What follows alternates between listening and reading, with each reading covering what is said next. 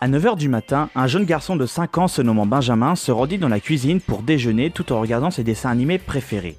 Seulement, ce jour-là, un nouveau programme lui est proposé sur l'émission T'es-Fou. Ce programme s'appelle Digimon. Benjamin, devant sa télé, eut un gros coup de foudre pour ce nouveau dessin animé. Il commença donc à harceler ses parents pour qu'ils lui achètent les VHS sortis chez le marchand de journaux, ainsi que tous les jouets de cette franchise. 18 ans plus tard, toujours aussi fan.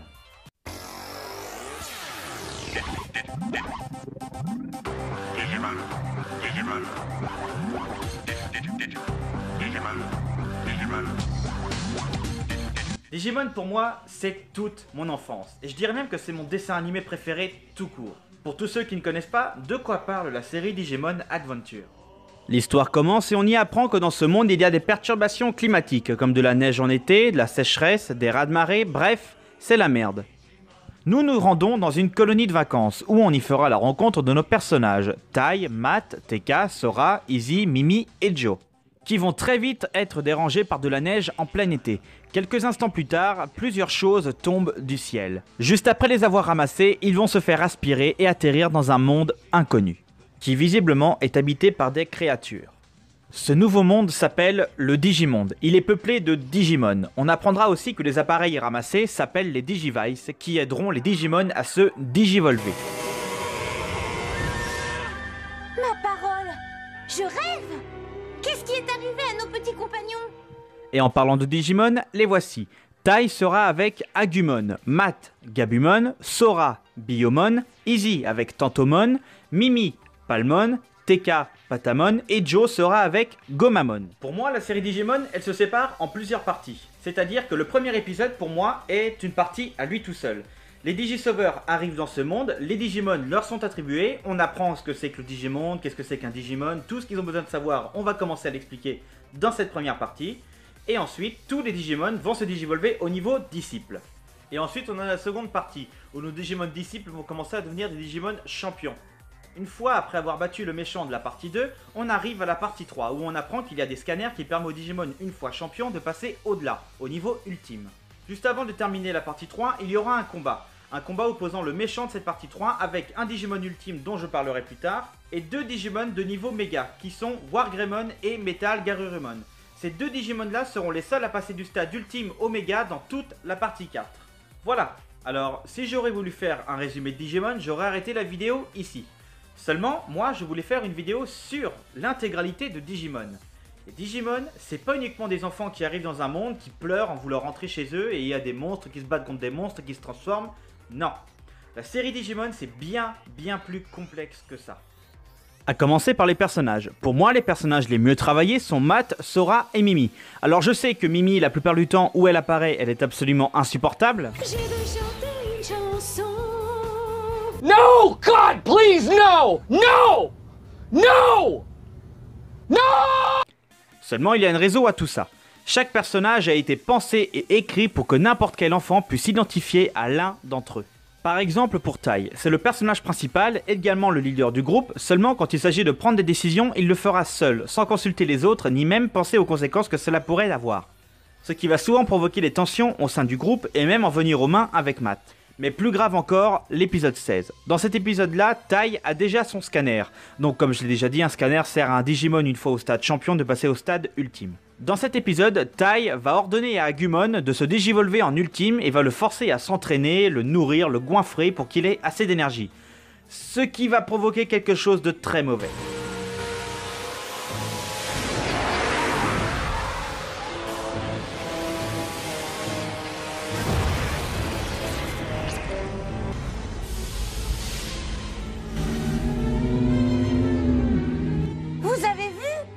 Qu'est-ce que c'est? Skull Greymon. Pendant son combat en tant que Greymon, avant de se digivolver en Skull Greymon, l'entraînement forcé de Tai l'a énormément affecté, car il était beaucoup trop lent, n'arrivait même plus à lancer son attaque de feu.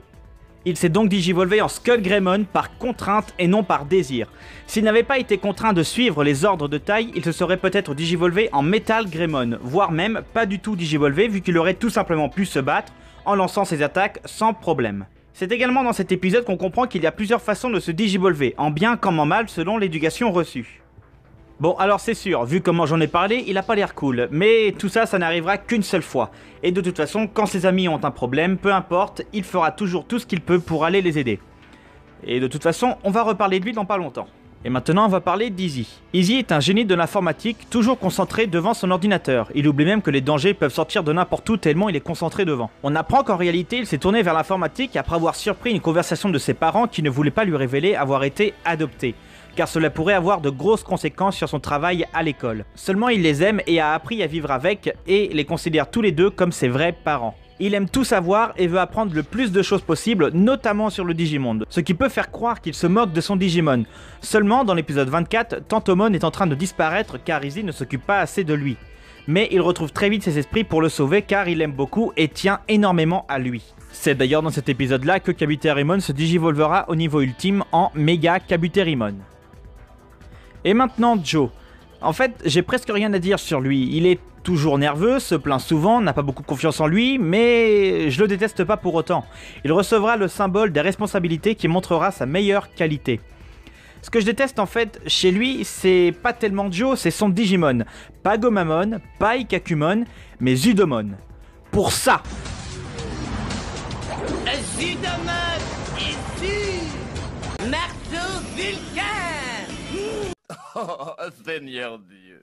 Pareil que pour Tai, Joe, on en reparle juste après. Et maintenant Sora. Comme je l'ai dit, Sora est l'un des personnages les mieux écrits et les plus intéressants de la série. Tout d'abord pour son rôle dans le groupe qui est assez important. C'est tout simplement la voix de la raison. Elle calmera très souvent les conflits au sein du groupe et n'hésitera pas à faire la morale à Tai, tout comme Matt, notamment dans l'épisode 16, qui vont tous les deux lui dire que c'était de sa faute si Greymon s'est mal digivolvé. Ce qui me fait le plus de peine, c'est de ne pas avoir fait ce que tu attendais de moi. Ce n'est pas ta faute. Non, c'est celle de taille. Oui, c'est vrai, c'est entièrement ma faute et je le regrette. Mais si, je te dis que c'est ma faute, pas vrai, Sora? Oui. Oh, désolé. Oh, mais ne t'excuse pas, je ne savais plus ce que je faisais. Je commandais tout le monde, je pensais que puisque j'avais le symbole, j'étais devenu le chef et que je pouvais prendre des décisions sans en parler avec le reste d'entre vous. Voilà, je vous rappelle quand même qu'on est dans un dessin animé pour enfants qui a quasiment 20 ans. Un dessin animé pour enfants dans lequel on a réussi à te faire passer des messages de respect, d'amitié et d'apprendre de tes erreurs. C'est pour ça que Digimon est une très bonne série. Mais bon, on en revient à Sora. Avant d'arriver dans le Digimonde, elle avait des relations assez tendues avec sa mère, du fait qu'elle préférait le foot plutôt que les fleurs. C'est ce manque d'amour venant de sa mère qu'elle deviendra une maman pour tous les membres du groupe. Et c'est également avec cet amour envers Biyomon que cela permettra à Birdramon de se digivolver au niveau ultime en Garudamon. Et maintenant, Mimi. Je veux chanter une chanson. No! No!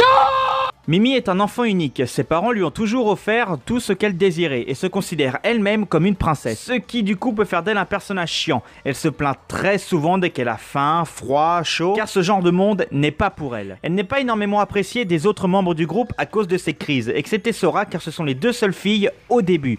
Retenez bien ça. C'est à partir de maintenant que je trouve ce personnage intéressant. Au cours de l'aventure, elle quittera le groupe car elle ne supporte plus de devoir se battre et de voir des Digimon mourir sous ses yeux, qu'ils soient bons ou mauvais.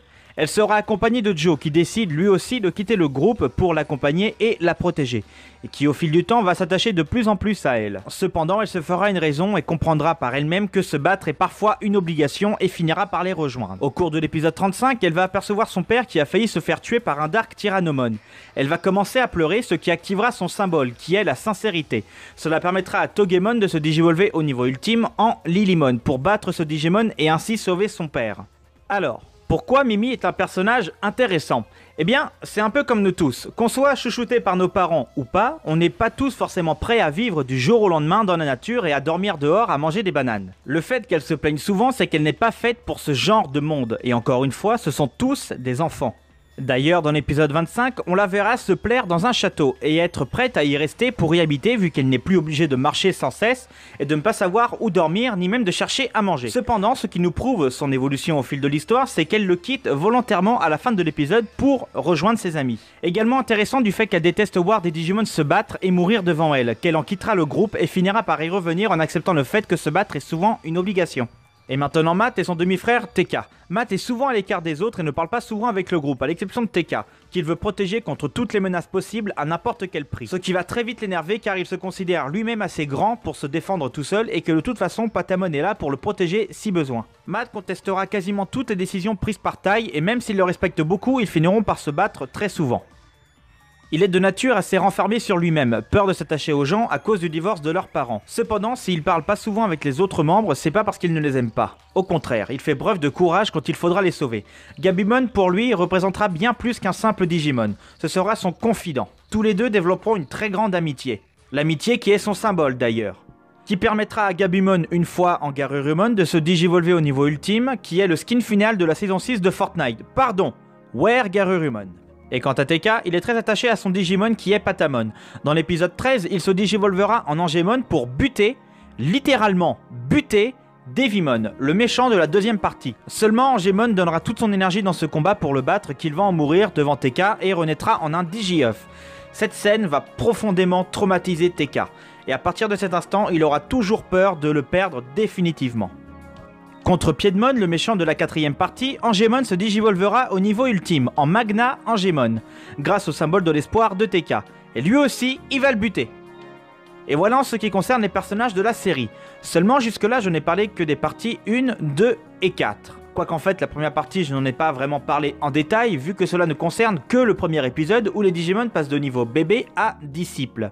Seulement, je n'ai pas encore parlé de la troisième partie, qui, je pense, est la plus importante. Donc dans cette partie, on va apprendre l'existence d'un 8e Digisauveur. Alors bon, je vais pas vous spoiler comment ils ont fait pour y revenir, mais dans cette troisième partie, elle se passe quasiment tout le temps dans le monde réel. Donc ils vont le chercher partout, seulement ce 8e enfant, eh bien en fait il aurait dû être au camp de vacances et atterrir avec le groupe au tout début. Et cette personne c'est... Non, je déconne. Ce 8e Digisauveur, c'est Kari, la petite sœur de Tai. Elle était malade le jour du départ dans cette colonie de vacances. Elle a reçu le symbole de la lumière et son Digimon est Gatomon, qui est un niveau champion. Ce qui est déjà un problème. Jusqu'à maintenant, chaque Digimon des Digisauveurs était des disciples. Et quand ils se digivolvaient, ils revenaient toujours en arrière à la fin de leur combat. Donc, je ne sais pas pourquoi elle reste en champion tout le temps, mais bon, ça, c'est pas grave. Gatomon, avant même de savoir qu'elle était un Digimon de l'un des Digisauveurs, travaillait avec le méchant de cette troisième partie qu'il avait recueilli, Myotismon. Qu'elle va tuer d'ailleurs en se digivolvant en Angemon. Seulement il n'est pas encore vaincu. Il renaîtra et se digivolvera en Venom Myotismon, qui est un Digimon de niveau méga. Jusque là, aucun des Digimon, même réunis, n'est assez puissant pour le battre. Et la solution est la suivante, et je vous jure que c'est vraiment comme ça dans l'épisode. Angemon et Angemon vont tirer leurs flèches sur Matt et Tai et ainsi provoquer une méga évolution sur Agumon et Gabumon, qui vont tous les deux passer au niveau méga. Donc Gabumon deviendra Metal Garurumon et Agumon deviendra Wargreymon. Et ainsi avec ces deux Digimon de niveau méga, ils pourront rivaliser et même l'emporter sur Venom Myotismon. Seulement vers les derniers épisodes, un nouveau Digimon apparaît. Apocalypse, un puissant Digimon créé à partir de Digimon qui ont raté leur digivolution. Il possède toutes les techniques des Digimon vaincus par nos héros à ce jour, et la défaite de ce dernier ennemi conclura cette saison. Tout ça réparti sur 54 épisodes de 20 minutes chacun. Et comme je l'ai dit, cette série arrivera en France à partir du 2 septembre 2000, à raison d'un épisode par semaine. Seulement ce dessin animé n'est pas la première chose qui a fait connaître la saga. A l'origine, Digimon, c'était ça. Un Virtual Pet, ou plus connu sous le nom de Tamagotchi, avec lequel on pouvait se connecter avec d'autres Tamagotchi pour se battre. Et puis la série animée est arrivée et connut un énorme succès qui lui permet encore aujourd'hui d'exister. Et en tout, elle se compose de 8 saisons différentes. Digimon Adventure qu'on vient de voir dans cette vidéo, Digimon Adventure 2, Digimon Tamers, Digimon Frontier, Digimon Data Squad, Digimon Fusion, Digimon Adventure 3 et Digimon Appmon. Mais c'est pas tout parce qu'elle existe encore aujourd'hui sous forme de jeux vidéo. Qu'ils soient plus ou moins bien. N'est-ce pas? Et au total, Digimon c'est plus de 40 jeux, dont 5 sur téléphone et quelques-uns en ligne. Même si la plupart de nos jours n'existent plus, uniquement 13 parmi tout ça arriveront en Europe. Digimon World est sorti le 5 juillet 2001. Dans ce jeu, tu incarnes un enfant qui doit sauver le Digimon, et pour t'aider, tu commences avec un Digimon que tu devras entraîner, nourrir, tout comme un Tamagotchi. Seulement, comme tout Tamagotchi, il mourra pour renaître en un bébé que tu devras recommencer à entraîner. Alors, ce jeu est bien, seulement pour la version européenne, il est buggé. Au cours de l'histoire, tu devras parler à un Digimon, seulement, il ne te répond pas, et tu es donc coincé devant lui. Son dialogue ne se déclenche pas. Il te fixe, se tourne de droite à gauche. Il est condamné à rester devant toi sans parler. Et tu ne peux que lire dans ses yeux que tu as perdu 260 francs dans cette histoire. Juste après ça, Digimon Digital Card Battle sortira. C'est un jeu de bataille de cartes, c'est ça, mais sur PS1. En juillet 2002 sortira Digimon Rumble Arena. J'ai même plus l'image tellement j'y ai joué. C'est un peu un Super Smash Bros avec des Digimon. Donc c'est très bien. Digimon World 3 ou 2003, même si ce jeu est sorti en fin 2002, c'est le meilleur jeu de Digimon tout simplement. C'est peut-être même mon jeu préféré tout court. Je ne sais même pas par quoi commencer tellement il se passe de choses dans ce jeu. Il y a même un mode de jeu de cartes qui est secondaire à l'histoire principale qui est infiniment mieux que ce jeu-là. En août 2003, Digimon Battle Spirit, c'est un peu un Digimon Rumble Arena sur Game Boy Advance. Donc c'est bien. Un an plus tard, sa suite sortira, il s'agira de Digimon Battle Spirit 2, que j'ai en édition spéciale avec une boîte de Game Boy dedans. La suite du premier, toujours pareil que Digimon Rumble Arena sur Game Boy Advance, c'est toujours bien. En septembre 2004, Digimon Racing Mario Kart avec des Digimon. Donc c'est bien. En octobre 2004, Digimon Rumble Arena 2, la suite du Digimon Rumble sorti sur PS1. Beaucoup mieux fait, plus de Digimon. Le seul vrai problème que j'ai avec ce jeu, c'est la musique. J'arrive pas à comprendre le choix de la musique d'intro.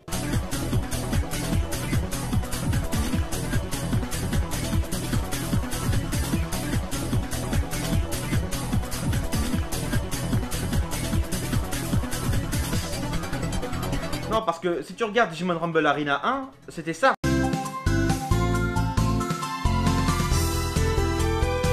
Explique-moi avec des mots précis l'évolution logique de cette musique assez sympa avec ça.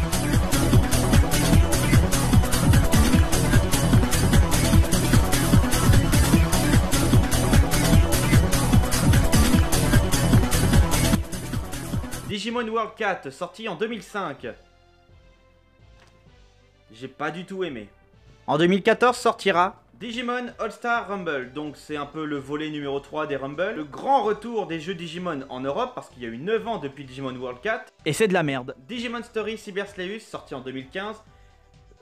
Je pense que c'est le meilleur jeu, sorti depuis Digimon World 2003. Je pense que c'est même mon deuxième, peut-être même top 3 avec mes jeux préférés de Digimon. Digimon World Next Order, sorti en 2017. C'est un remake complet du premier Digimon World. Rien que le fait de ramener des Digimon à la ville, c'est intégralement le gameplay du Digimon World d'origine. Et de pouvoir contrôler 2 Digimon, c'est bien mieux, même si ça peut être chiant quand tu en as un qui vient de naître avec un qui va bientôt mourir. Mais bon, quand tu sais comment les faire vivre le plus longtemps possible et les rendre quasi immortels, c'est juste génial. Et pour terminer, en début 2018, Digimon Story Cyber Slayus Hackers Memories. C'est le même jeu que le premier, il y a plus de choses dans celui-là. Le problème, c'est que ça se passe en même temps et qu'on va vivre presque les mêmes choses. Il y a 120 Digimon de plus que dans le premier. Et un nouveau mode de combat. À part ça, c'est le même jeu. Et voilà en ce qui concerne les jeux déjà sortis. Seulement 2 nouveaux sont prévus, dont un qui devrait sortir en 2019 pour fêter les 30 ans de la franchise. Digimon Survive. Et un autre Digimon Story quelque chose qui est juste annoncé mais pas encore de date prévue. Alors que ce soit les jeux vidéo, les autres séries, les jouets, les livres, il y a eu énormément de produits dérivés liés à la franchise Digimon. Et malheureusement, ce qui devait arriver, arriva. Seulement un jour, en 2000, j'ai appris qu'un film Digimon allait bientôt sortir au cinéma en avril 2001. Quand j'ai su ça, j'étais vraiment impatient de pouvoir aller le voir. Tellement impatient que je sais même plus comment j'ai eu un poster géant du film. À l'époque, j'avais pas internet, ce qui veut dire que je ne pouvais pas savoir à l'avance quel serait le scénario du film. Et avoir ce poster, ça me permettait de savoir qui serait dans le film, quel Digimon, qu'est-ce qui pouvait se passer. Et après, je suis allé au cinéma voir le film.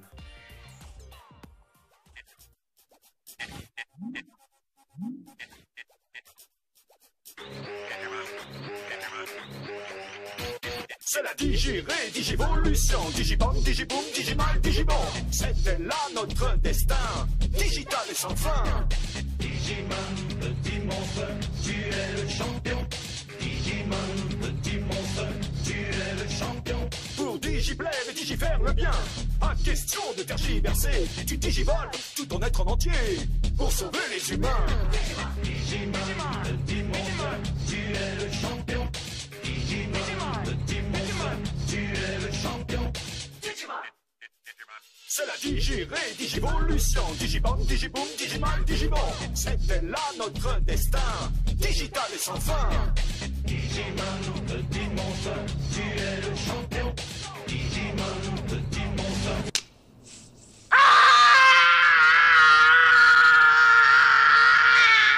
Et c'est pas terminé, parce que juste avant ce machin, on a un mini-épisode de 5 minutes avec un dessin animé horrible, avec Angela Naconda qui va au cinéma voir le film.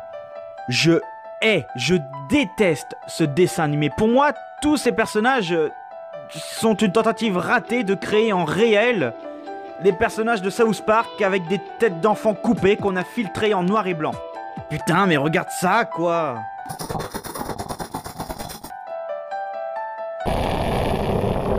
Mais bon, de quoi on parle? Oui, le film Digimon.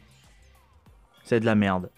Déjà parce qu'en réalité, il y a 3 films différents qui ont été utilisés pour former ce truc et envoyés au cinéma comme Digimon le film. Et mes parents, mes magnifiques parents, ont eu la bonne idée de m'acheter la cassette pour que je puisse revivre à la maison les meilleurs moments du film. Digiré, Digivolution, Digibon, Digiboom, Digimal, Digimon. Malheureusement, je l'ai perdu. Et mes parents, mes magnifiques parents, me l'ont acheté en format DVD. Ce qui veut dire qu'il serait de meilleure qualité, comme ça je pourrais mieux vivre les meilleurs moments du film. Digivolution, Digivolution, Digivolution, Digivolution, Digivolution, Digivolution. Et mes parents, mes magnifiques parents, m'ont acheté ça. Le CD du film. Avec le Digirap à l'intérieur. En français, évidemment. Qu'est-ce que, en fait, vous n'avez pas compris dans... Je n'aime pas ce film. Par contre, la série est géniale et je vous conseille vraiment de la regarder parce qu'elle est bien plus mature que ce que les gens peuvent en penser. Et je vous conseille également les 3 jeux Digimon sur PS4 ainsi que Digimon World 2003. Ce sont tous les 4 d'excellents jeux. Moi, je vous laisse, il faut que j'aille faire écouter un certain CD à mes parents. C'est la digirée, Digivolution, Digibon, Digiboom, Digimal, Digimon. C'était là notre destin, digital et sans fin.